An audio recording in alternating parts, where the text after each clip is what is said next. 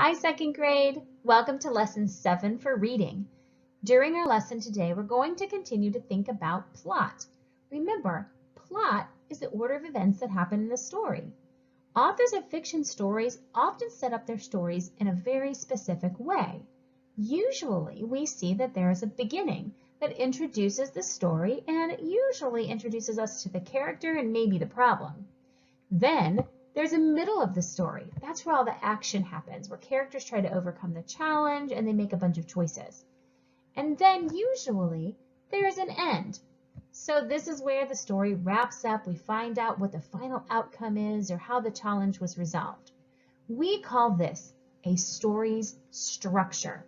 Structure just means that the parts are joined together in a certain way. And a story structure is typically the beginning, the middle, and the end. Today our goal is to be able to say, I can describe the structure of a story by identifying events that happen in the beginning, the middle, and the end. Let's get started. The story we're going to read today is called Click, Clack, Moo, Cows That Type. You might have this story at home with you if you have your Journeys text. If you do and you have Journeys 2.1, go ahead and pause the video while you open up to page 375. All right, are you there? Okay, you're going to help me read this story today. There's a phrase that happens over and over in this story, and it goes like this. Click, clack, moo, click, clack, moo, clickety, clack, moo. And I need you to help me. What we're hearing is the sounds of a typewriter, which is kind of like an old-fashioned keyboard going click, clack. And then moo is the sound of the cows. All right, practice with me. Ready? Click, clack, moo, click, clack, moo, clickety clack, moo. Great job. All right, ready? Let's find out what happens in Click Clack Moo, Cows That Type. Farmer Brown has a problem. His cows like to type. All day long he hears, ready, do it with me, click clack, moo, click clack, moo, clickety clack, moo.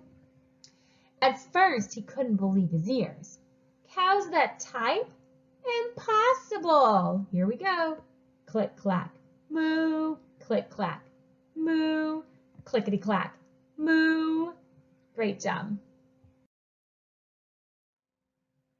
Then, he couldn't believe his eyes. Oh, look, there's a letter over here. Dear Farmer Brown, the barn is very cold at night. We'd like some electric blankets. Sincerely, the cows.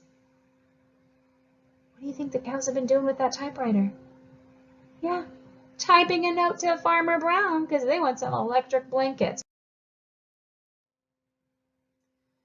It was bad enough the cows had found an old typewriter in the barn.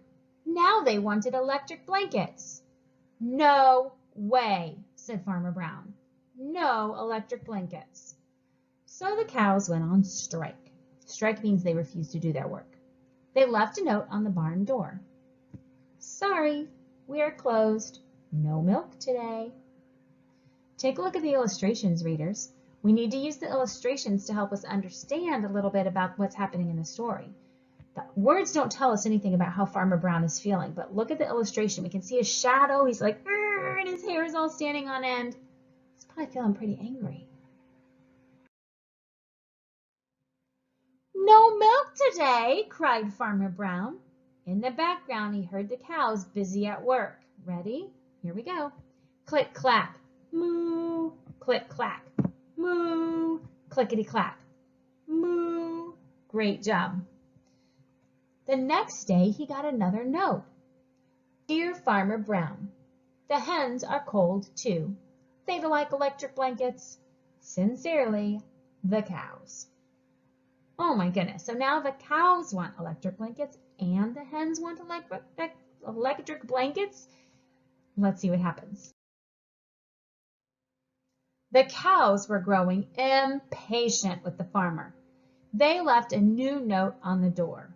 So here's the note. It says closed. No milk, no eggs. No eggs, cried Farmer Brown. In the background, he heard them. Here we go, second grade. Click, clack, moo, click, clack, moo, clickety, clack, Moo. Cows that type, hens on strike. Whoever heard of such a thing? How can I run a farm with no milk and no eggs? Farmer Brown was furious. Make a furious face, second grade. He's beyond mad. He's furious. Farmer Brown got out his own typewriter. Dear cows and hens, there will be no electric blankets. You are cows and hens. I demand milk and eggs. Sincerely, Farmer Brown. Now, if you don't know what a typewriter is, the illustration can really help you with that. Remember, I said it's kind of like an old keyboard. So you type right here, just like you do on a keyboard, except you're typing right onto the paper. It doesn't come out of a printer. So that's how they're making their letters. Duck was a neutral party, so he took the ultimatum to the cows. Neutral means he's not on one side or the other. He's in the middle. And the ultimatum is when they give them a final word, like the farmer saying, that's it, no, get back to work. The cows held an emergency meeting. All of the animals gathered around the barn to snoop, but none of them could understand moo. All night long, Farmer Brown waited for an answer. Duck knocked on the door early the next morning. He handed Farmer Brown a note. Dear Farmer Brown, we will exchange, that means to switch or to give him something. We will exchange our typewriter for electric blankets. Leave them outside the barn. We will send Duck with the typewriter. Sincerely, the cows. Farmer Brown decided this was a good deal. He left the blankets next to the barn door and waited for Duck to come with the typewriter. The next morning, he got a note. Dear Farmer Brown, the pond is quite boring. We'd like a diving board. Sincerely, the ducks. Now, notice this changes. It's not click, clack, moo anymore. It's click, clack, quack. Yeah, because they're ducks. So now we have to change it. Ready? Do it with me. Click, clack, quack. Click, clack, quack. Clickety, clack, quack. Oh my goodness. What happened? Yeah, the ducks kept the typewriter and they're demanding a diving board. Love this. We have to use the illustration to help us know what's going on here. We see a diving board and Duck jumping into the water. So what happened? Yeah, that's right. Duck, our Farmer Brown, gave in to Duck's demands and gave him a diving board. Duck's a little sneaky here, isn't he? He didn't give the diving board back, or the typewriter back. He used it to get what he wanted. Does Duck remind you of anyone in your life? If so, who is it and how are they like Duck? Head to the next Nearpod slide to share your thoughts.